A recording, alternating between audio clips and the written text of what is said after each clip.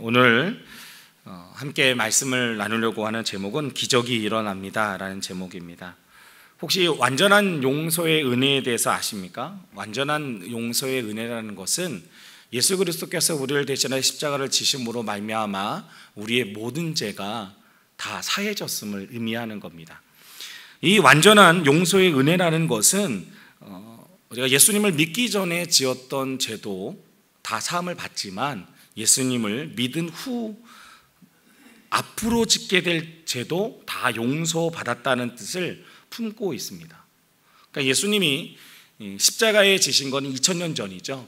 2000년 전에 예수님께서 십자가를 지셨지만 그 단 한 번의 사건으로 말미암아 이 땅에 있는 모든 죄들은 다 씻음 받았다라는 것을 의미하는 것이 바로 완전한 용서의 은혜입니다. 그런데 이 완전한 용서의 은혜를 잘못 이해하거나 잘못 적용하면 큰일 납니다. 왜냐하면 이런 사람들이 있을 수 있죠. 완전한 용서를 극단으로 이해하는 이들인데요, 어떤 사람들은 이제부터 죄를 지어도 된다라고 생각하는 사람들이 생깁니다. 왜? 하나님이 다 용서하셨으니까 내가 죄를 져도 용서하실 거야 라고 죄를 막 짓는 사람이 생긴다는 거죠. 그에 반해 어떤 사람들이 있냐면 그건 말도 안 돼, 그래서 교회가 타락하는 거야 라고 말하는 부류들도 있습니다. 아예 믿지 않고 부정하려고 하는 이들이라는 거죠. 이 두 부류 모두 이 완전한 예수님의 용서의 은혜라는 것을 잘못 이해하고 있는 것입니다. 우리가 분명한 것은 우리가 예수님을 믿었을 때 또 하나님은 우리가 그때까지 지은 죄뿐만 아니라 앞으로 우리가 짓게 될 죄까지도 다 용서하셨다라는 사실입니다. 그러니까 예수 그리스도의 십자가를 지심으로 말미암아 우리가 지은 구체적인 죄뿐만 아니라 우리 속 안에 있는 이 죄성, 원죄죠, 죄성의 문제까지도 다 용서하셨다라는 것을 의미하고 있습니다. 이것이 바로 완전한 용서의 은혜입니다. 그러면 이 완전한 용서의 은혜를 우리에게 주신 것은 우리가 이제 안심하고 이 땅에서 죄를 짓고 살기 위해서 이 완전한 용서의 은혜를 주셨습니까? 아니라는 겁니다. 하나님은 우리가 이 땅을 살아가는데 죄를 짓고 살아가길 원치 않으십니다. 오히려 하나님은 우리가 죄를 짓지 않고 살게 하시기 위해서 이 완전한 용서의 은혜를 주셨다는 겁니다. 오늘 본문 2장 1절입니다. 다시 한번 읽어볼까요? 나의 자녀 여러분, 내가 여러분에게 이렇게 쓰는 것은 여러분으로 하여금 죄를 짓지 않도록 하려는 것입니다 라고 이야기하죠. 하나님의 뜻은 무엇입니까? 우리가 이 땅을 살아가는데 죄를 짓지 않고 살아가는 것이 하나님의 뜻입니다. 그런데 왜 하나님께서는 우리 앞에 우리가 앞서 행할 죄들까지도 다 용서하셨냐는 거죠. 여기에 하나님의 은혜의 비밀이 숨겨져 있습니다. 우리가 예수님을 믿고 난 다음 어떻게 생각됩니까? 우리는 예수님을 알기 전보다 예수님을 믿고 나면 거룩한 부담감이 생깁니다. 어떤 생각이죠? 죄를 짓지 말아야 되겠다는 생각입니다. 성령님이 우리 가운데 임재하시면 그 성령님으로 말미암아 우리는 하나님의 뜻대로 살고 싶다라는 생각들이 샘솟게 됩니다. 그래서 하나님의 뜻을 어길 때마다 마음에 이 거룩한 부담감들이 생기죠. 힘듦이 생깁니다. 그런데 어떻습니까? 그러나 우리의 모습을 보면 우리의 육신은 여전히 죄를 짓게 만들더라라는 겁니다. 죄를 짓고 싶지 않지만 자꾸 우리의 육신은 죄를 짓게 되는 겁니다. 그런 우리를 위해서 하나님께서는 이제 죄를 지을 때마다 하나님 앞에 다시 돌아와 하나님의 말씀대로 살아갈 수 있도록 이 완전한 용서의 은혜를 허락하셨다라는 겁니다. 쉽게 설명을 해드리면 이 완전한 용서의 은혜는 이 안정망과 같은 겁니다. 어렸을 때 서커스 보셨습니까? 되게 그네 타고 막 하면 되게 멋있잖아요. 한 번도 해보고 싶다는 생각은 해보지 않았지만 되게 멋있지 않습니까? 막 그네를 타고 가다가 이렇게 쫙 하면 쫙 하고. 근데 자세히 보시면 그 서커스를 하는 밑에 뭐가 깔려져 있습니까? 안정망이 쫙 그물망이 깔려져 있죠. 그물망을 깔아놓는 이유가 뭘까요? 그들이 이 서커스 공연을 하면서 떨어지라고 그물망을 깔아놨습니까? 그렇지는 않습니다. 떨어지라고 그물망을 깔아놓은 건 아니라는 거죠. 서커스 공연하는 사람은 최선을 다해서 자신이 준비한 것을 보여줘야 됩니다. 그러나 혹 있을 불상사에 대비해서 이 안정망, 그물망을 설치해 놓았다라는 겁니다. 마찬가지입니다. 하나님께서 우리를 용서하셨다라는 것은 하나님께서 우리가 죄를 짓고 이 땅에서 살아가길 원해서 우리의 모든 죄를 다 용서하신 것이 아니라는 겁니다. 하나님은 우리가 이 땅에서 죄를 짓지 않고 하나님의 계명대로 살아가는 것을 원하고 계십니다. 그러나 우리를 너무나 잘 아시는 하나님께서 우리를 만드시고 나서 보니까 우리가 연약하더라는 거죠. 우리의 육신이 연약하더라는 겁니다. 근데 우리가 예수 그리스도를 다시 알고 우리 마음속에 두 사건이 부딪히는데, 두 마음이 부딪히는데 항상 이기는 쪽은 어디입니까? 육신의 문제더라는 거죠. 영혼이 이겨서 하나님이 원하시는 대로 많이 살아가면 좋은데 실상 살고 보면 그렇지 않는 일들이 더 많더라라는 겁니다. 그래서 우리는 자꾸 죄를 짓게 됩니다.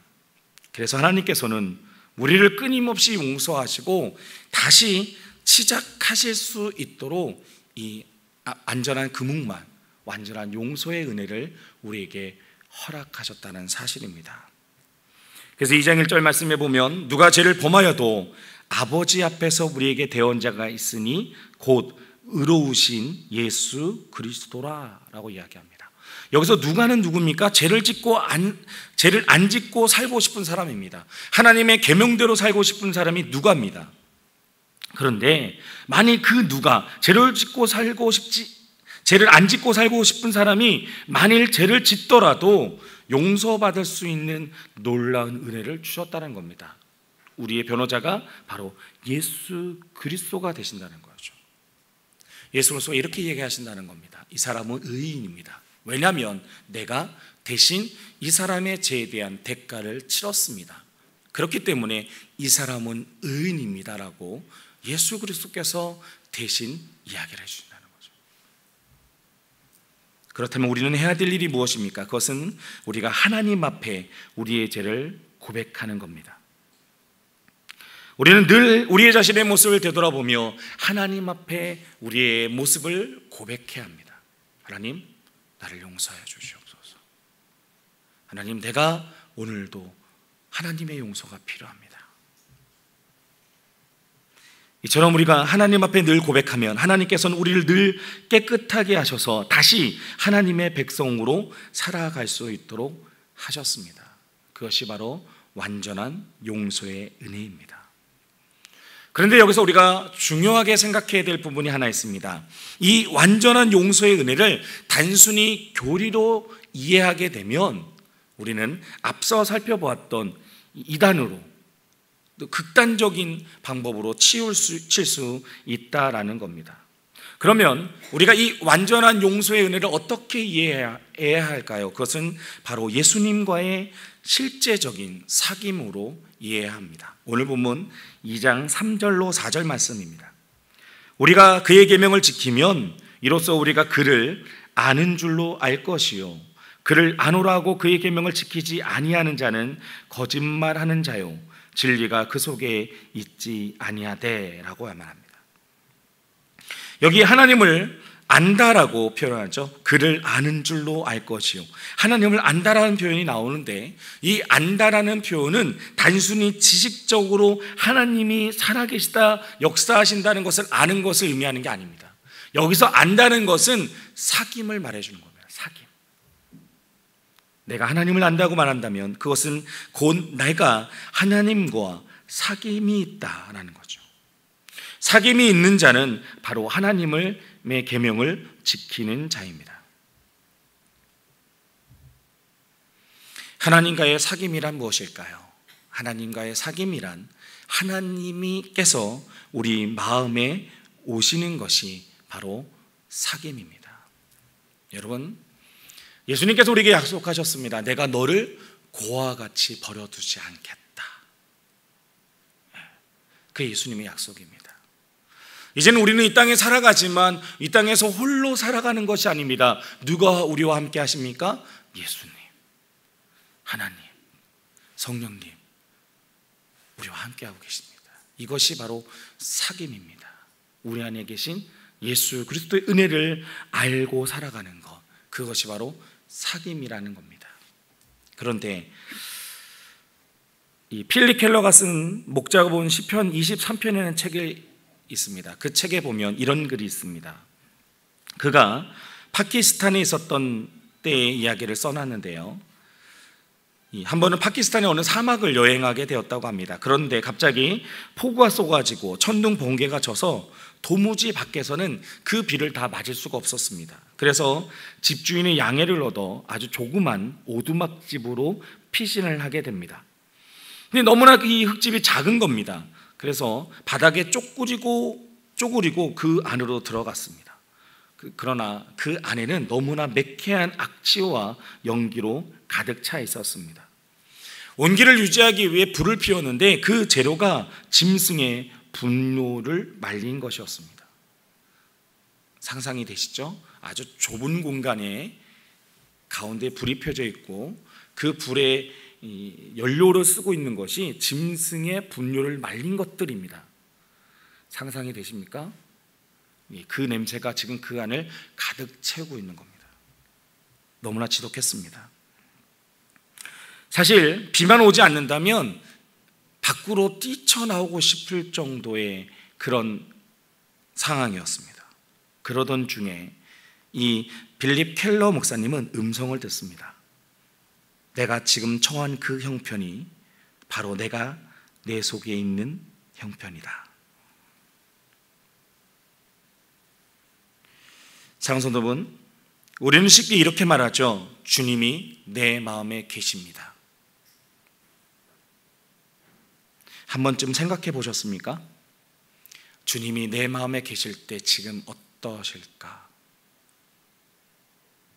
편안하실까요? 오아시스인가요? 아름다운 이 비치와 바다와 모래사장 그 위에 텐트 위에 예수님이 계실까요? 아니면 지금 빌리 켈러 목사님이 경험하는 것처럼 아주 좁은 오두막에 아주 매캐한 연기와 냄새로 가득 차 있지는 않을까요?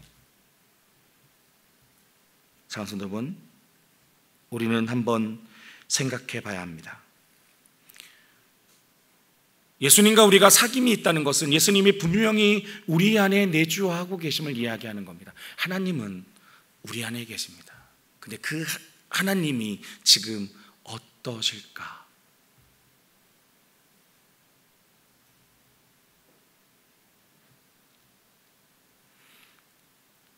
예수님이 우리 안에 오시는 이유는 단 하나입니다. 우리와 사귀기 위해서.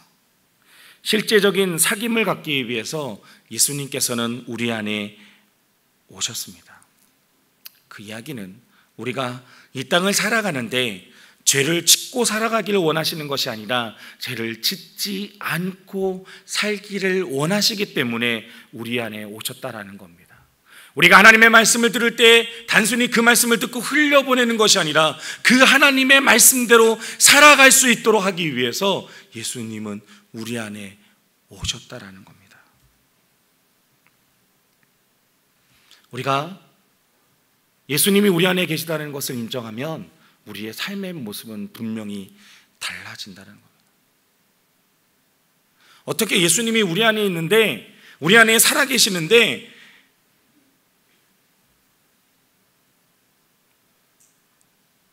사람들이 보지 않는다라고, 다른 사람들은 알지 못한다라고 죄를 지으며 그것을 만끽하며 즐거워하며 살아갈 수 있겠습니까? 그럴 수 없다는 겁니다. 자손 여러분, 예수님이 우리 안에 오신 것은 우리와 사귐이 있으셔서 우리가 하나님의 말씀대로 살아가게 하기 위해서 이 땅에 오셨다는 사실을 기억하는 성도들이 되시길 간절히 소망합니다. 요한사도는 바로 그 사실을 우리에게 이야기해 주고 있는 겁니다. 또 하나, 요한사도는 우리가 하나님의 말씀을 지키는 것은 바로 하나님에 대한 사랑 때문이라고 이야기합니다. 요한일서 2장 5절 말씀에 보면 누구든지 그의 말씀을 지키는 자는 하나님의 사랑이 참으로 그 속에서 온전하게 되었나니 이로써 우리가 그의 안에 있는 줄을 아노라 라고 이야기합니다. 이제 우리 안에 계신 그 예수 그리스도를 사랑하는 마음, 그 사랑하는 마음이 있기 때문에 이제는 우리가 하나님의 말씀대로 살 수 있다라는 겁니다. 다시 말하면 하나님의 말씀대로 살아가는 사람을 보면 우리는 무엇을 느낄 수 있냐면 그 사람이 하나님을 사랑하고 있다는 것을 느낄 수 있다는 겁니다. 그렇죠? 하나님을 사랑하면 하나님의 말씀대로 살아가는 것처럼 하나님의 말씀대로 살아가는 사람은 하나님을 사랑하는 사람이라는 겁니다. 같은 이야기라는 거죠. 그래서 예수님은 자신을 3번 부인한 베드로를 찾아오셨을 때 많은 말들을 하지 않으셨습니다. 사랑하는 베드로야, 왜 너 그때 나를 버렸니? 나 왜 저주했어? 이렇게 물어보지 않으셨다는 겁니다. 뭐라고 물으셨습니까? 내가 나를 사랑하느냐?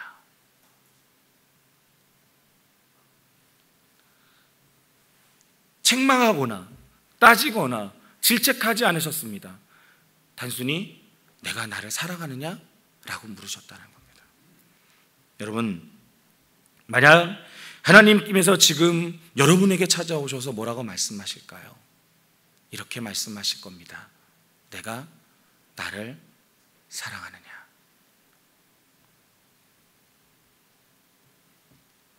우리가 하나님을 사랑한다면 이제는 하나님의 뜻대로 살아가는 성도들이 되실 수 있길 간절히 소망합니다.